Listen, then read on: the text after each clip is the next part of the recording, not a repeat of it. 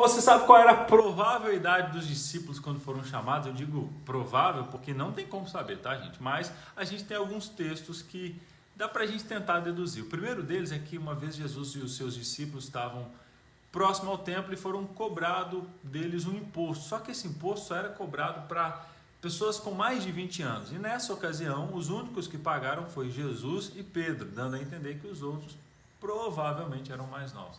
A segunda possibilidade é que existe um consenso em que o homem judeu da época de Jesus se casava por volta dos 18 a 20 e poucos anos.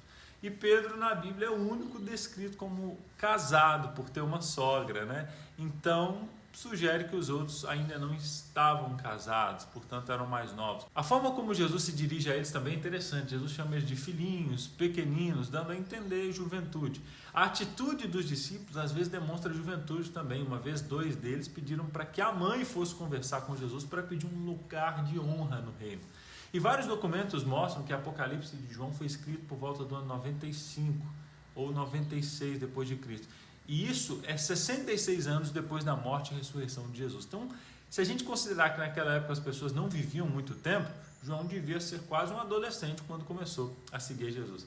Mas o que isso tem a ver? O que isso importa? Importa que se Jesus usou jovens naquela época, ele também pode usar a juventude de hoje. Não fica dizendo para Deus que você é muito jovem para trabalhar para Ele. Não, Ele pode usar você com a sua juventude para fazer grandes coisas e marcar uma geração.